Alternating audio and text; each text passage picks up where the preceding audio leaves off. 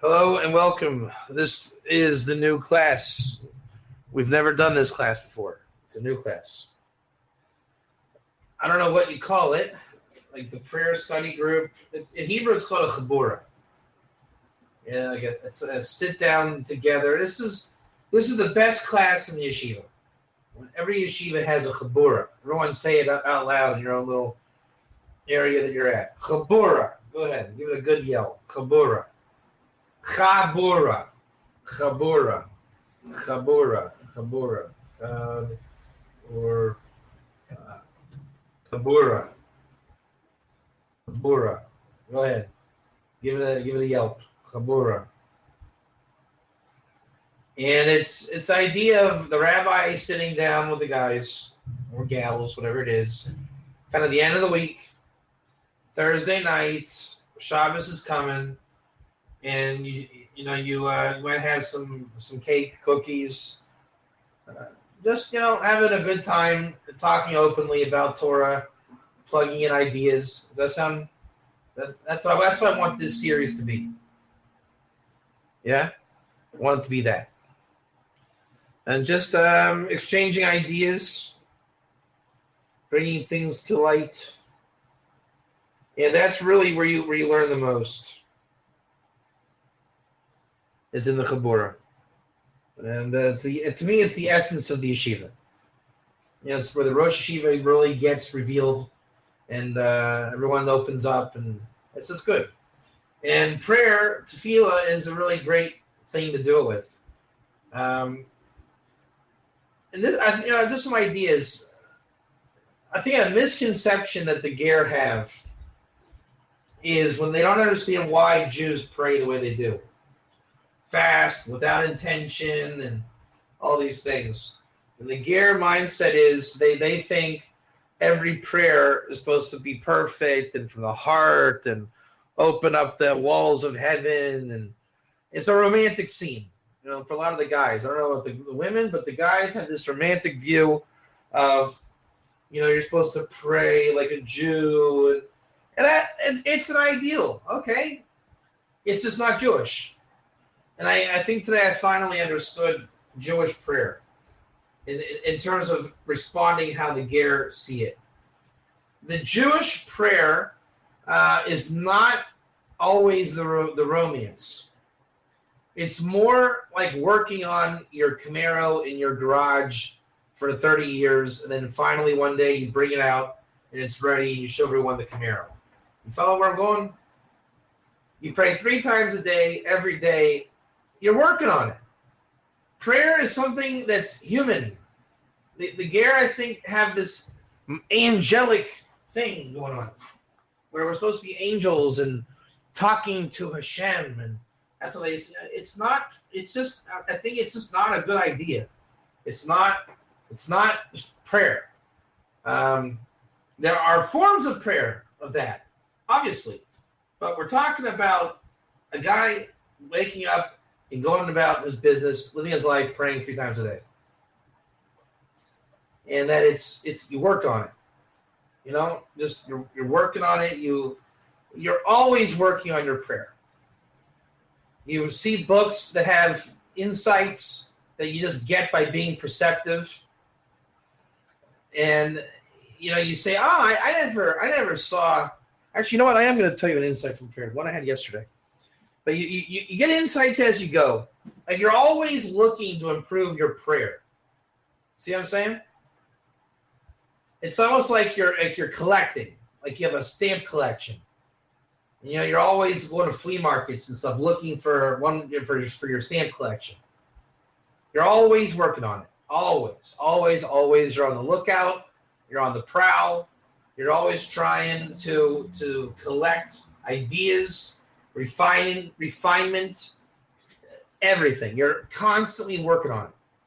Now, there are times when you should plug in the romance, and ideally, maybe you should be romantic at the end when you've completed your davening. But it's a rhetorical question: are you ever going to be the perfect prayer person? Are you forever working on it? And I think there are times when you will perfect it. Your golf swing can be perfected. You can get in the groove. I'm talking to Hashem, every day, and it's the heart of the Shekhinah. Okay, but don't be disappointed when you lose your mentality. You're back down low, like you're at a new epoch of life, and you just go back to working on it. You're never in the zone all the time. That's what I wanted to talk about tonight. You're not supposed to be in the zone all the time. Sometimes you're just not in the zone. I'm glad we have women here tonight because I think women get the bad rap on this. Men expect women to be in the zone all the time, right? You're supposed to cook me dinner and look great and take care of the kids and all the time. And, God forbid a woman doesn't step up to her potential once upon a time and the man loses it. What is this? And what I wanted to talk about tonight is that the woman mind is really the benchmark that the man mind has to get to. It's the woman's more of that tree of life, the real meaning of life. Whereas the man wants to graduate from life and go to waterfalls and unicorns and rainbows. The woman embraces the reality of life and that life can be good even within the reality of life. One or two. And prayer is, I hate to break people's imagination and fantasy of this, but prayer is a female. It's not male. It's the oral Torah. It's Malchus. It's, it's life. It's like Loretta 2R says, screaming to God. His screaming as you're working on it. It doesn't have to look pretty. It doesn't have to be pretty. God doesn't need it to be with prettiness. It's got to be with rawness and realness and realityness. Sometimes we can look pretty. That's it. That's it. And you have to work on communication. Nobody speaks perfectly. There's nobody that is so smooth and perfect that you're going to understand everything I say all the time. And no offense, but that is how Jesus is depicted. And we know what that means. That means we go the opposite direction, 180 degrees. Because that is fantasy and we are in reality. The Jewish people believe in Jesus very much when it comes to this. Right? We have a romantic view of how things are. It's not necessarily Christian. It's avodah zarah of every religion. Everyone's got to get rid of that image. The 10 Commandments, don't make an image. Everybody has a desire to make an image. That's why God tells you, don't make an image. So you're always working on what words mean and how it goes, right? You follow me? We're all ready to start now? And, your mind goes through phases, different times of the day. Your mind goes through phases, all kind of stuff. So in prayer yesterday, I found a really nice insight. You guys want to hear a really nice insight? And then if we have time, I'll tell you the Kabbalistic thing I was saying. But there's a really, really... what I'm about to show you is the essence of what I want this class to be, okay? So it's, open up the class with discussion, where we're going, right? That's how the Chabura is going to be. And by the way, anyone can take the microphone at any time. And it's a Chabura. It's not supposed to be a monologue. I mean, I'm talking, but in the Chabura, anybody can grab the mic and even teach an idea. This is mitigated. I'll speak like Mike for this. This is mitigated. Get who wrote. I like speaking like Texas Kabbalah because it just works. So if I do it, I'm not mocking. I like to do it. I like to speak like Mike. It just works. Don't ask why. It just does. So again, if you have any comment, Pam, I'm talking to you. You can grab the mic, say what you need to say, and it's an open house. It's Thursday. It's the end of the week. We've already done the hard work. Now, how many of you are familiar with the text of the Shemona Esrei prayer, and do you know what the Shemona Esrei prayer is? Where are we holding? Who knows what the Shemona Esrei prayer is? So if you do, say one. If you know the Shemona Esrei prayer, of what it is. If you don't, say two. All right, so have you heard of the Amida prayer? We'll read it 2 hours. All right, so the Shemona Esrei means the 18, which is a nickname for the Amida prayer. So now everyone should give me a nice, good, big old one. Everyone give me a nice big one. All right. And we pray 3 times a day the Shemona Esrei. Give me a 1. And when we say prayer, we're really talking about the Shemona Esrei Amida prayer. And you can call it whatever you want. You can call it Shemona Esrei, you can call it Amida. I like to call it Shemona Esrei. The other parts of prayer, I mean, there's praises and psalms and blessings. And in the morning prayer, which is Shachris. Mincha is pretty much just, you say a Tehillim, Ashrei, and then you go into the Shemona Esrei. And Marav, the night prayer, you get together to say Shema, some blessings, and the Shemona Esrei. That's Jewish prayer in a nutshell. Holidays, it's the same thing, just with some different version of the prayers because of Shabbos. And after Shacharis on Shabbos, you say Musaf, which is like an additional prayer service after Shacharis, called Musaf, directly after. And on holidays like Yom Kippur and things like that, you add in all the different prayers. But it's the same template, you understand?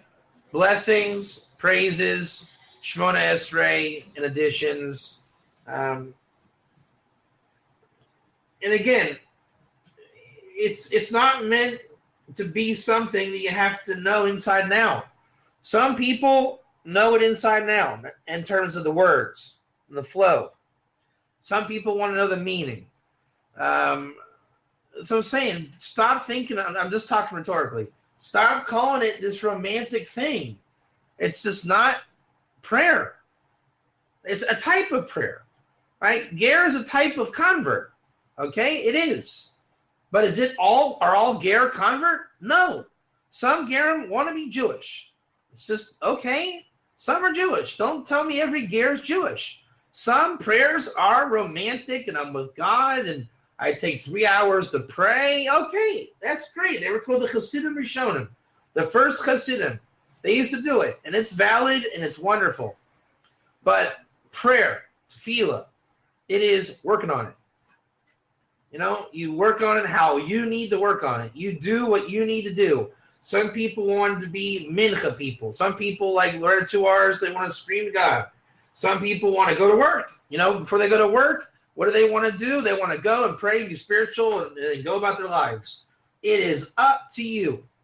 In fact, you know what I'm going to do? I'm going to call prayer a ger. Isn't that nice? Prayer is ger. That's a good one. Prayer is ger. Why? Because a ger can do whatever he wants after the 7, 1 or 2. He checks down on the 7. He says, I'm with 7. And he says, I can go now, and God is blessing my work. I've done the 7. I've locked it down. I now go and do what I need to do. God blesses that and says, you need to go do what you need to do. Whatever mitzvahs you're going to need, I bless you. It's like it's a formula, Me and Russell figured that out this week. Ger, me and Chaim also. Ger is where you say, I'm doing the 7. God says, great, you have a blessing to now go serve God. And prayer is the same way. All you got to do is show up to pray. It's that simple. You show up to pray, God says, hey, great. I'm glad. Hey, I'm here. You're here. I'm here. Now you need to do what you need to do. You say, okay, I'm working on it. Right? A ger is working on mitzvahs, 1 or 2. Isn't that really what ger is? It's just, I'm a ger and I'm working on mitzvahs. Which one? I'll tell you when I get there. I'm working on it. There's no concrete answer to what is a ger. A ger is just working on it. And that's okay. And that's prayer. Prayer is, I'm just working on it. Now, with that said, I'll tell you what I do, just for the sake of discussion, just to give you insight on how I like to pray.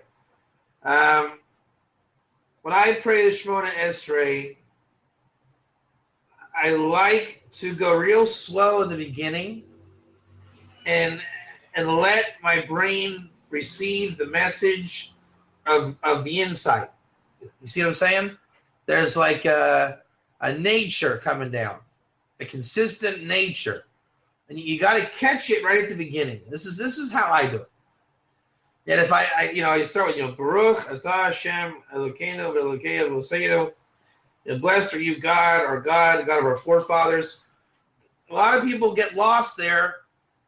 That's right, Pam. It's focused. Because a lot of people get lost. It's like, okay, here we are. Yeah, bless God. It's a time to focus. It's a time to get your act together. To let the mazel come in. Shut up and listen kind of thing, tune out. Get everybody out of your brain.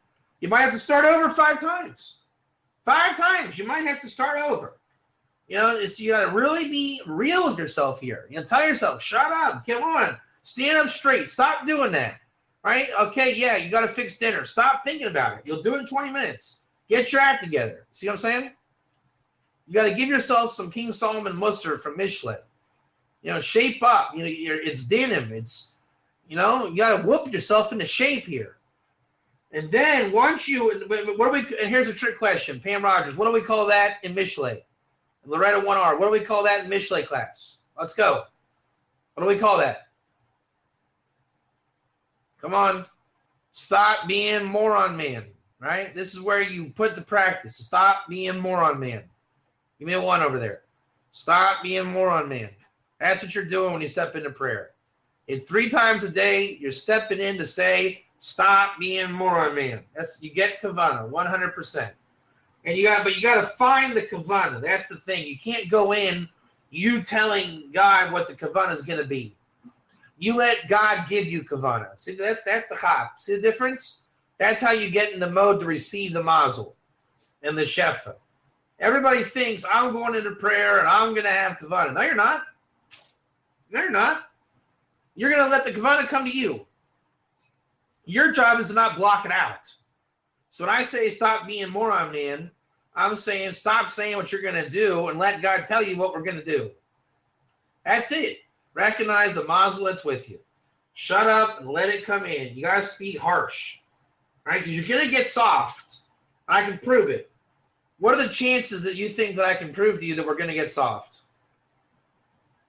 You got to embrace that din. If we say that Mishle is embrace the fog, then here I'm saying embrace the din. Embrace it. Grapple yourself. Because the first word you're going to say in the prayer is Baruch. You guys know that word, Baruch? Who knows that word, Baruch? I don't say it that way. You guys said it means blessed. I don't say it means blessed. Why are you saying it means blessed? Why are you doing that? Why are you doing that? And of course that's what you've been told. Stop doing what you've been told. The prayer of secret number 1. I say this. I'm not saying you have to. I'm saying this is what I do. You know what the difference is? Baruch. You know what Baruch means? With softness. Roch means soft. With soft. Or you can say bet roch. With a soft bet. With a soft bet. Meaning, okay, you got your mind wrapped around. Now shut up. Don't you say it out loud. The prayers of Shemona Esrei are you say it silently, right? It's a silent prayer. I mean, so you're all, you're beating yourself up. Like, hey, come on, snap out of it. Let's go. Then, Baruch. Now you're done. Now you're in your mind. Now you're ready to receive. Now you're a mensch. Now you're calm. Now chesed. You're warming up your brain. God's coming in there. Baruch. That's how prayer's got to get. You got to be loose to let the language speak to you. You follow me? You open it up. Find those hints in the Hebrew. So now, but with softness is you, God, our God, God of the forefathers. Big difference, isn't it? Big difference. So now that kind of thinking goes on every word, every stanza. You can get creative like that. You follow me?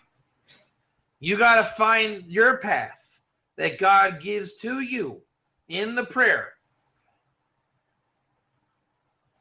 1 or 2? Everybody?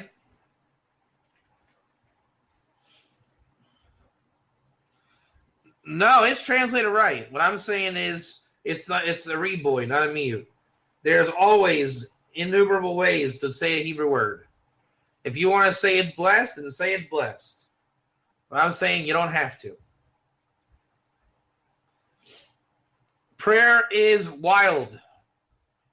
You know, you're allowed to get you can, as long as it means something to you.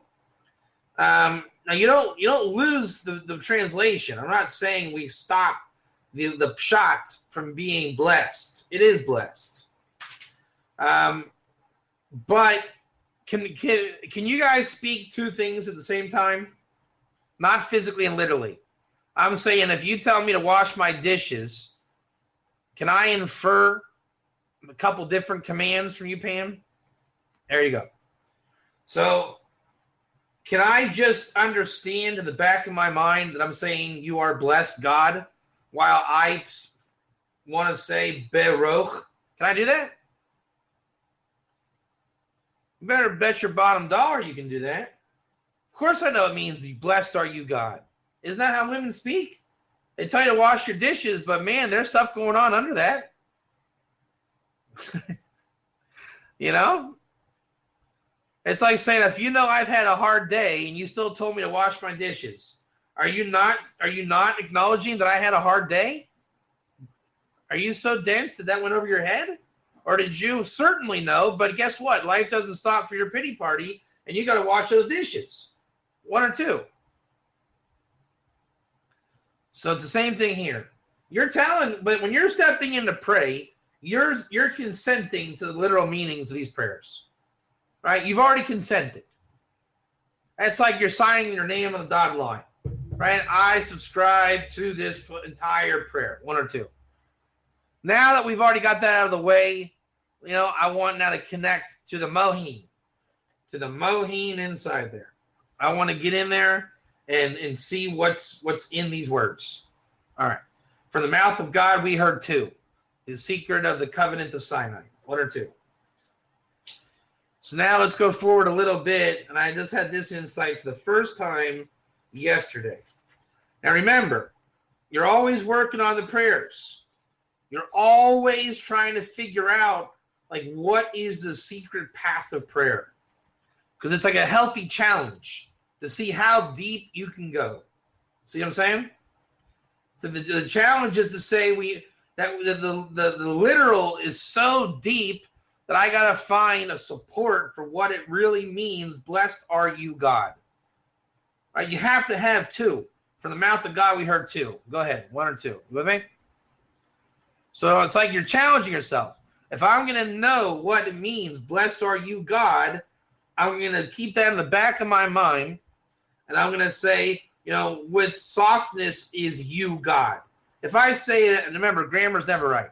With soft is you, God. Can that be another interpretation of blessed is you, God? 1 or 2. There you go. So is that right here? We're at the 2 R's. You with me? And Peach, you with me? So it's like, you know, you're literally using. I'm going to bring in the other topic that I wanted to discuss tonight. I see now how I can weave it in. You want to employ big brain and big light. Give me a 1 on that. Or 2 if you don't get it, but I think you get it. You want to employ big brain, big light. You with me? You don't want to get into small brain, small light. 1 or 2. And you don't want to get into small brain, big light. You don't want to stand there, yeah, God, you're so blessed. Wow, God's amazing. No. What you're saying is big light, small brain, but all we get is small brain. 1 or 2. And you don't want to be big brain, no light. God, you're blessed, okay? I get it. You're supremely blessed. Wow. Yes, God, we know. You're the creator. You can make it. Like, you don't want to be that. So what's the answer? You want to be big brain, big light. One or two. I saw this. This is the message I wanted to give tonight. The Mashiach consciousness. I got this from the Arizal's Otzros Chaim, the essence of the Arizal's Kabbalah. You want to know what the essence of Mashiach is? Big brain, big light. Big brain, big light. And prayer is the essence of big brain, big light consciousness. The natural state of man, like man, is small brain, big light. One or two. He's got a small little brain, but he's got a lot of light. So when he gets an idea, it's a huge idea, but coming through a little brain. A woman has a big brain and little light. Right? Most women, they're super, what's the word? Caliber, but little light. I mean, I'm talking the secular woman. So the tikkun, the repair of the universe, is when a man discovers big brain to facilitate big light. And then he unites with the woman and she discovers big light for her big brain. And the answer to really everything, the perfected universe, is when we have big brain, big light consciousness. One or two. And prayer is where you use big brain, big light. Then once you get into prayer, you study the Torah, which is another kind of prayer, and you just employ big brain, big light. And you get the curiosity of a child. That's why it's called mother consciousness, because the mother is entertaining the children who they have small brain, small light, but their vessels are big brain, big light. Johnny, you got to tie your shoes. But why, Mom? Well, that's pretty dumb, Johnny. That's small brain, small light. But if you listen to it, and when you answer Johnny, well, Johnny, we have to tie our shoes so we don't trip and fall. Think about that for a second. She's saying, if she had a big brain, big light moment, she would say, wow, that's really true. We have to tie our shoes so we don't fall. You see what I'm saying? Small brain man would say, that's a stupid question. But one day he might be working with his small brain and get a huge light. Wow, it's all about tying the shoes. And if the wife asks the question, why don't we tie our shoes anyways? He'll say, dumb question. What she says is, no, that's actually a big brain question. But she has no light on it. So she comes across as small brain, small light. Really, it's big brain, no light. And the reason why she's bringing it up is because she's looking for the big light to go to the big brain. So when he hears the question and he realizes, get out of small brain, which we call moron man, and he starts realizing, like Johnny, that everything and anything can become a big brain moment, man gets big brain and big light, unites with big brain woman, and works with her to get big light. We now are a big brain, big light universe. One or two. Prayer is the essence of that. Prayer is when you go over the letters and the words and you reconnect and calibrate with big brain, big light thinking. Right? You're amazed by the word Baruch. What does it mean? Or what is blessed? Who is blessed? Why blessed? What is it? So that's it. So you let your brain go big and you let yourself find the light filling that big brain. I mean, that is the essence of prayer. It's the essence of Torah. It's the essence of Mashiach. It's the essence of redemption. It's the lessons of Ger.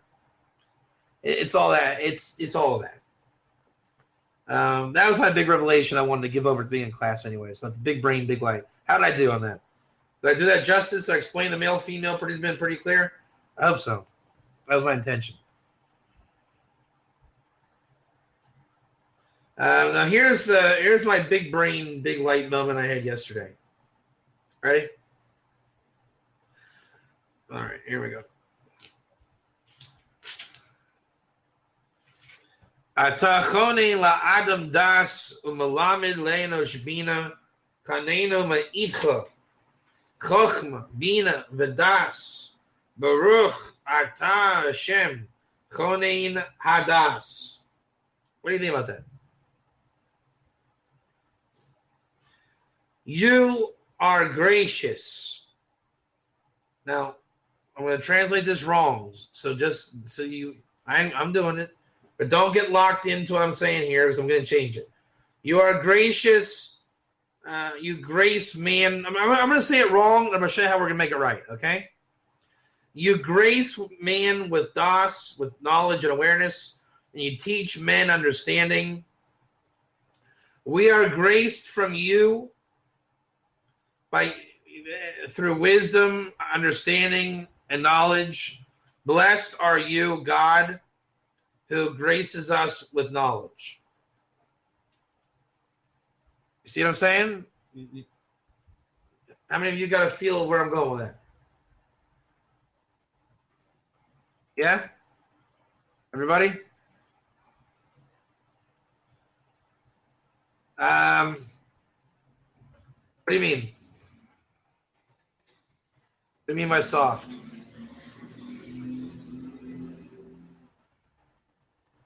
Come on, don't be shy. I would call it pathetic. I mean, let's speak straight. I think it's pathetic. Vague. There you go. Keep going. Beat me up. Let's go. Yeah, it's romantic. Exactly.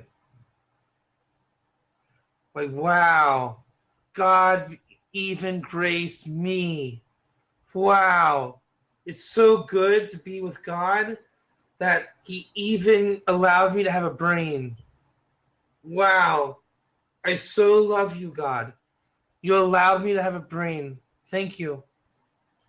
Okay. I mean, maybe someone is fascinated by that. But that's not the essence of big brain thinking.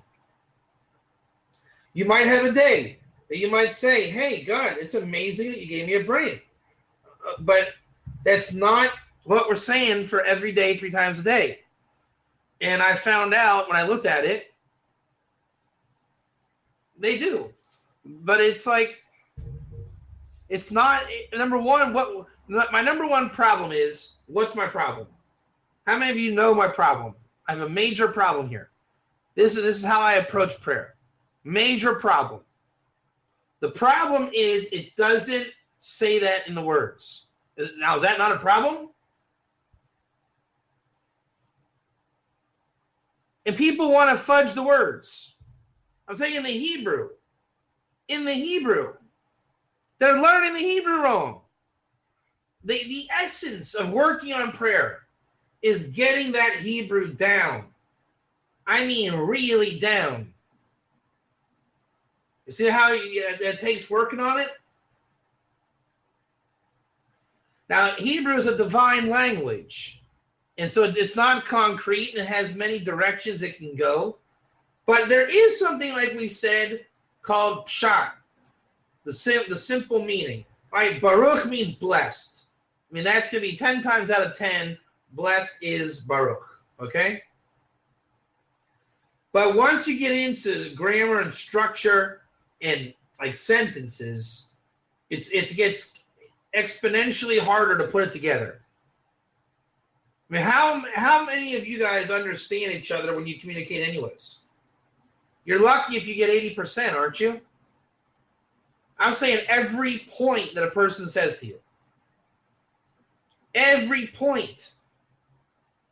So that means you're always working on your communication. Always. Prayer is no different. So here's what I thought. You ready? I'm feeling very confident about this. I might be wrong. I might, realize one day I was being a moron man here. But this is where I'm at today. This is where I'm hoping my brain went big brain, and it was granted with big light. Maybe I'm deluded, but this is at least my personal experience. This is where I'm at. Atachoni la'adam das. And remember, we translated it as you grant man knowledge. Now, you guys said that's a vague prayer, isn't it? You grant or grace man with knowledge. Type 1 if that's vague, if you guys agree with that premise. Okay, and here's how we're going to change it. When I say change it, I mean sticking to the letters and getting it in the actual language. How do you say a big man in Hebrew?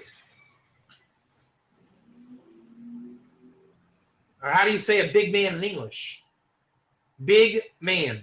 Adjective, noun. Type 1. Adjective, noun. Type 1. In Hebrew, it's the other way around.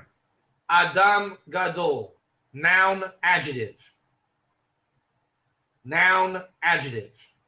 Type 1. Adam gadol. Noun, adjective. It's backwards. So now, we have these words here. Ready? Adam dot. You grace man la Adam dot. By definition, where's the noun? Is the knowledge the noun or is the man the noun? Type it. So what you're, that's right. So what you're saying is knowledge is not the noun. Is that what you're telling me? Then what is the nature of the adjective of dot? Knowledge. What is the nature of that word? Well, Adam dot. No, the nature. What is it doing? What's the function here? How does this sentence work? Dot is the adjective of Adam, the noun, correct? 1 or 2. So let's say I am the Adam here. Okay? Just to play it out role playing. I am Adam. So you're saying I am an Adam dot, correct? That means that I am synonymous with dot. I am so Adam dot. I am a man with dot. Already. This is who I am. I am an aware man. I am literally awareness on 2 feet. Das means knowledge or awareness. So now when we say you grace this thing called Adam dot. Here's the Chiddush. You ready for the Chiddush? How do you get the grace of God? By being an aware man. If I'm an aware man, I will receive the grace of God. If I am not an aware man, I will not receive the grace of God. We are not saying that God graces man with knowledge. That is obvious. That's like saying I wake up and I say on every breath that I breathe, I thank God. No, you make one blessing a day. Thank God I'm able to breathe. You don't need to, on every breath, make a blessing. Right? You don't make blessings on every single breath. You say, thank God I can breathe. Okay, done. Did it. So you need to do it again. So therefore, you should already know and strive to be an aware man. Otherwise, it's a redundant prayer. You grace man with knowledge. Well, duh. That's what exactly. What we're saying is grace following the example given equals following. What do you mean? Pam, take the mic. What do you mean?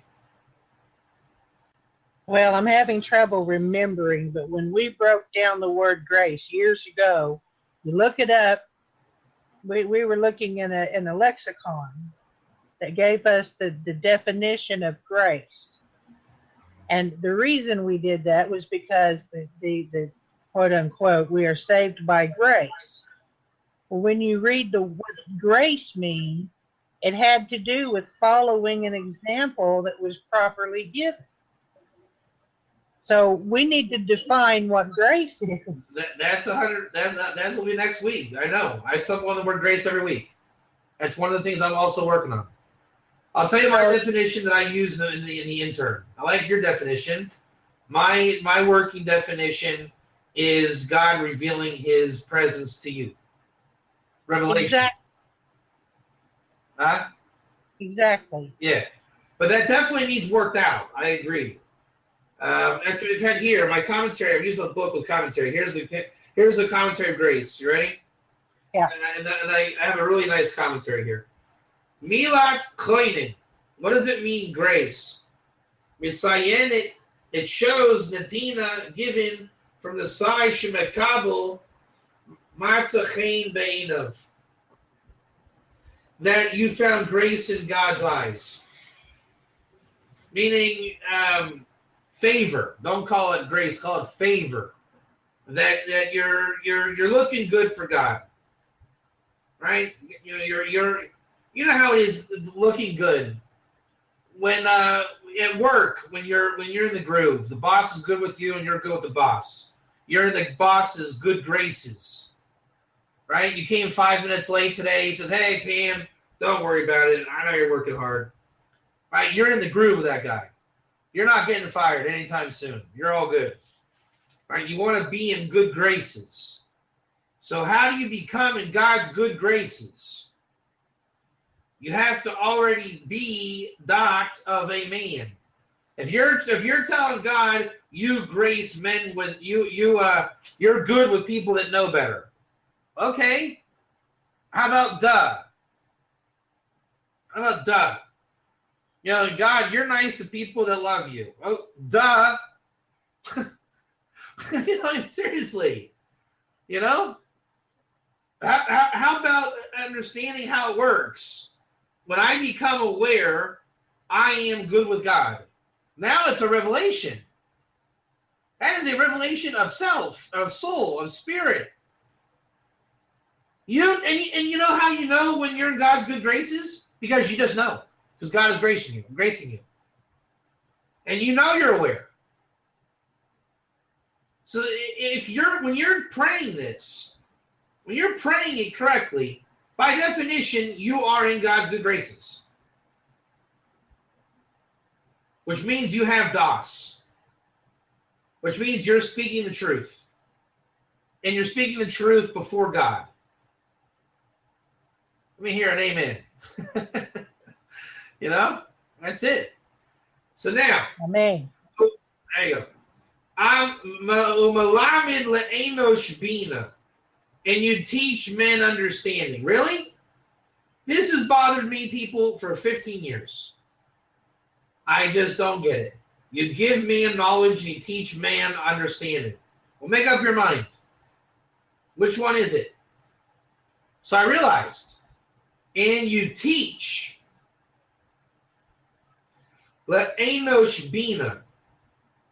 Who is the type of guy, Pam Rogers, that you can teach? How about an understanding man? Is that true, ladies? Is the only man you can teach an understanding man? Somebody looking for answers. That's it. It's called an understanding man. Now, if I say, I want you to teach me how to understand, Pam, right now, let's go. I don't understand. I want you to teach me how to understand. And Got to get out your books. Start digging. That's the thing. It's like, you know, I don't see ger in the verses. Show me where it says ger. Show me where it says it's what you say it is. What that guy is saying is, I don't understand. Make me understand. Ain't having it. I can only teach an understanding man. You already understand. You just haven't broken out the books yet on this thing. So if you already understand, then let's break out the books and you'll get it. Oh, you're right. I do get it. Yasher Koyach. Big difference, isn't it? So God teaches understanding men. If you make the leap, right, to understand, God says, hey, great, I'm glad you understand. Now I'll teach you. Women have understanding. Therefore, God teaches them. Actually, you suspect things. What's that? Actually, you suspect things. And that causes you to question, which helps you to find answers. And that's God working with you. Yeah. That's what they call intuition. Chanenu me'idcha chochma bina v'das. And you favor us from you, chochma, bina, and das. Meaning, how does God actually get the lesson to us?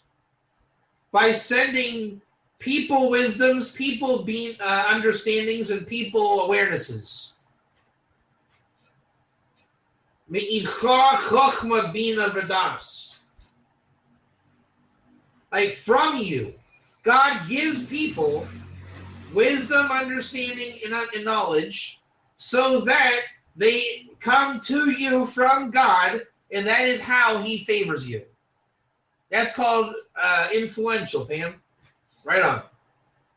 He influences you with his own concoctions and recipes with people that may or may not be aware of their own wisdom, understanding, and knowledge so that he can further be gracing you in as you are in his good graces. So when you are in God's good graces, he lights up your big brain with big light. One or two. When we're not in God's good graces, you have a big brain and no light because you're not in God's good graces.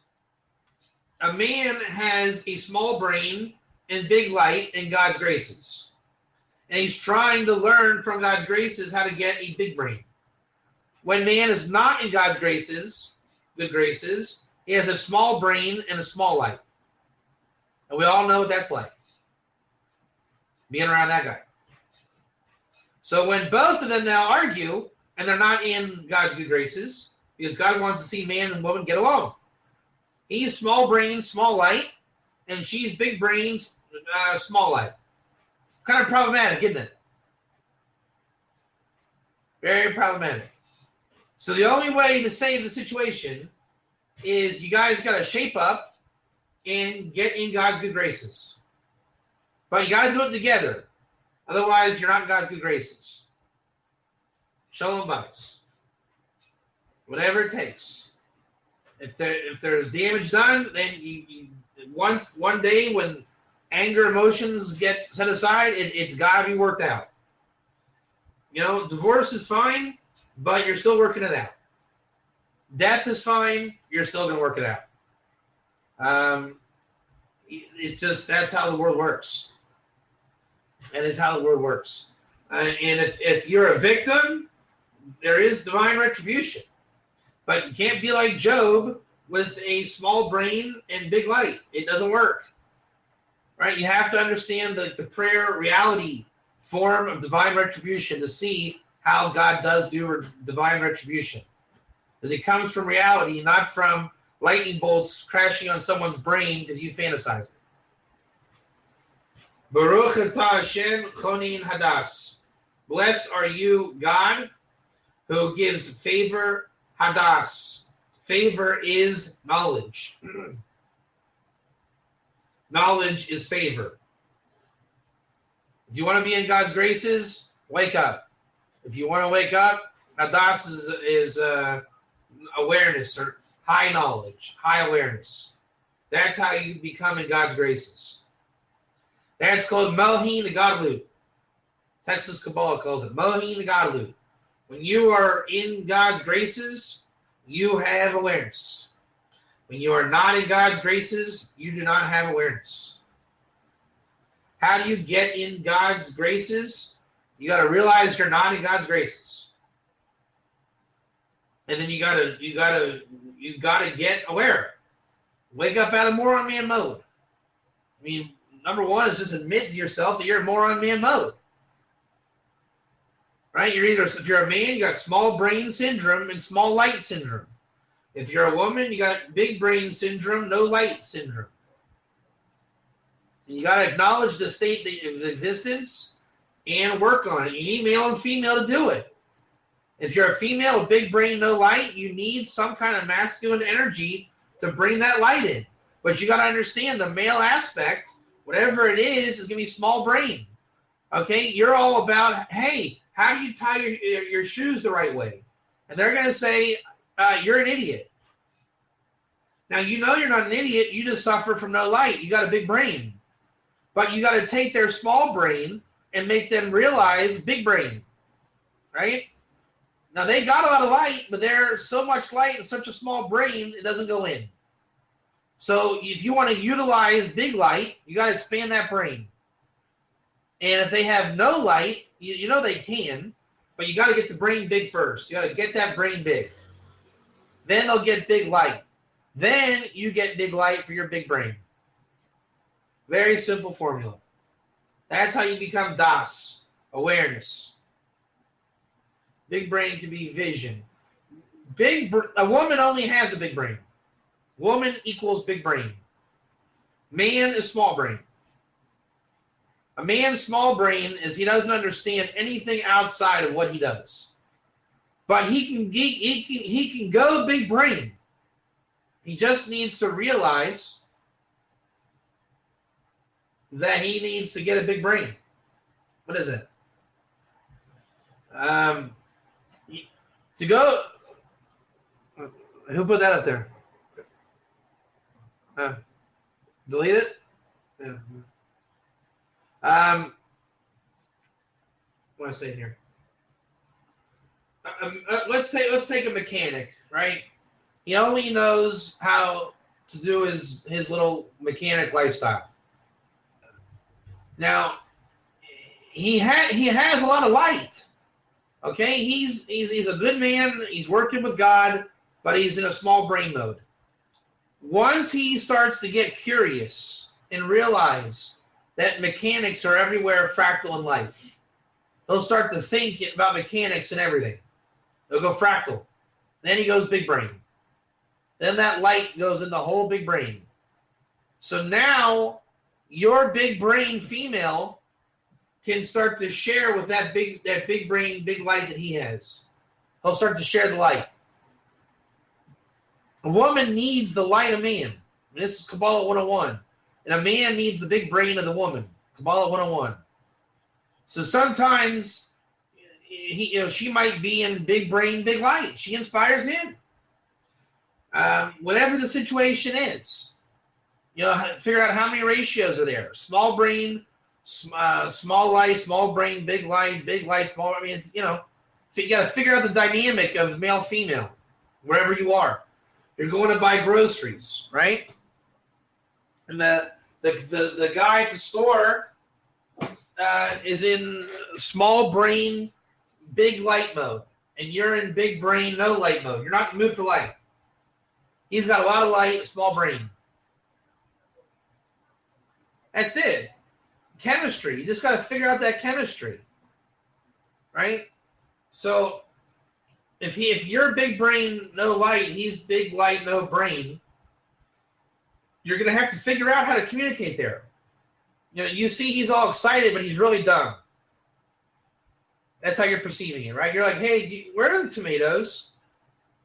And he's like, can I buy you some soup?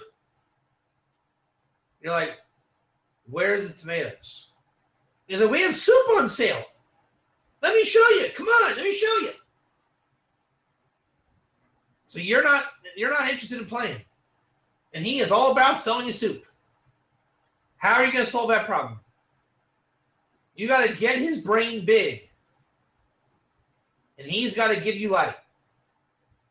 So the mazel of the situation, you'll figure out. So it's like dancing. Hasidim and the Gevu wrote, as Mike says.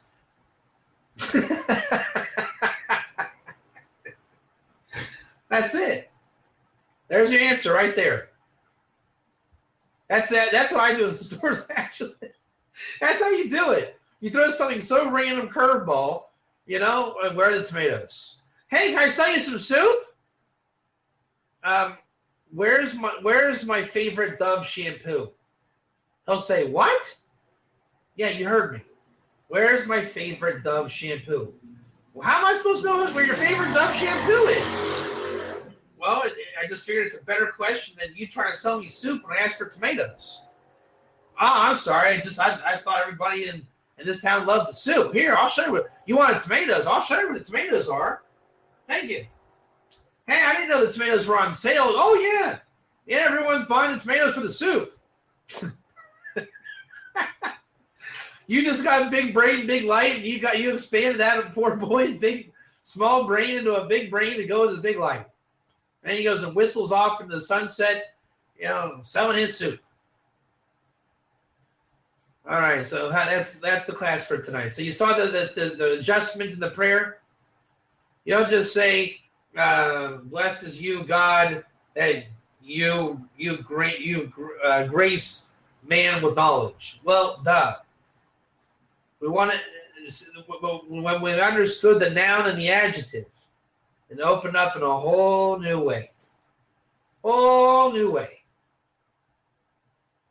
Right? And then it went super Kabbalistic, expialidocious. That's how you do it. That's what's blocking you in your prayer.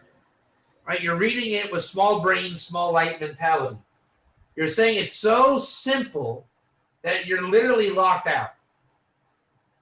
Right? The door is locked, and you have the key in your pocket, and you refuse to get the key out of your pocket because you're wishing the door would just open. When you know it's locked. And you're lying to yourself saying, maybe there's a secret person in the house that'll let me in. You know it's locked. Maybe that there's like a special timer that Johnny installed because he knew I was going to be locked out. How about check your pocket and take the key out and open the door? How about that? How about that? How about use your big brain and let the light come in? That means stop doing the super duper obvious. Yeah, it's a little bit of work. You got to move your hand, get in your pocket, pull out the key, find the key. Which one is it? I got so many keys. I'm always lost with my keys. Right? That's where you just got to beat yourself up and get out of moron man mode. Then you get in the rhythm. You find the groove. Why am I here? What am I doing? I'm going home. I got to cook dinner. I got to work. I got to clean. I got things I got to do. Oh, so you admit you got things you got to do. Yeah, I got things I got to do. All right, good. That's it. Now you start to realize what's going on. So you stop saying it so literal, and you just get into what is it really saying. It's saying something. What does it mean that I don't want to go in my house? Why am I so afraid to go home? What am I afraid of? Now that's what we're talking about. Why are you so paranoid to go in your own home? You don't even want to get, you're so petrified, you don't even want to take the key out of your pocket. That's what we're talking about, isn't it? Oh, so you admit you're bothered. Oh, let's talk about that. Yeah, I am bothered. Why are you bothered? Because maybe I don't want to do the work. Why not? Now, don't say because no one likes to do work. That's obvious. That's more than me. We don't do that. Now it's going to get ultra personal, isn't it? Whatever that next answer is, it's going to be real. It's called light coming in to big brain. And it's going to hurt a little bit because it's like, waking up in the morning and someone turns the lights on. What's the first thing you do when people put the lights on? You say, turn the light off. It's hurting my eyes. That's right. It hurts. You'll get over it. You'll get over it. Put some water in your face. Wash your face. Then you start to see what's going on. Then it gets real sweet. You start when the day starts. You know what the happiest part of the day is? After it hurts when your eyes wake up? When is your day? When does your morning get happy? You just woke up, I turned the lights on, and you're all angry because it hurts your eyes. When is it going to get happy? Oh, come on, speak real. When you get that cup of coffee going. When you get you merit the morning cup of coffee. It's like, oh yeah, I get to have a cup of coffee. This is the time of day I get to have a cup of coffee. That's it. There's coffee. Now it's starting to change. Now you're locking your muscles changing a little bit. Now it's up to you. Your day's already sweet. You got your coffee. God gives you why do we drink coffee? because that's what coffee is. It's just a little bit of motivation for you to have a positive day. Imagine if there was no coffee in this world, or whatever. That's what morning prayers are for, by the way. For Loretta 1 hour said prayer. You get dressed, you go to synagogue. Why? Because it's a sweet experience if you're willing to get into the mohim.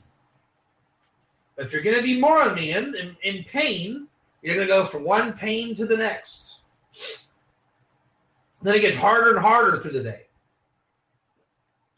Well, you want to know the very first thing to start your day just right? You guys want to know the real secret? What is the sweetest thing you can do? Wash your hands bedside and say Modeh Ani prayer.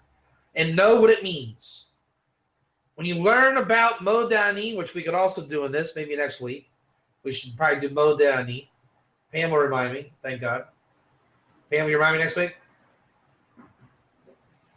So we'll start next week with Modeh Ani. Why we do Modeh Ani, why it's good, why it's the sweet thing, why it allows you to wake up like a lion, and why it'll make you excited to wake up in the morning and go about your day and live your life, and you'll merit to eat the tree of life every day.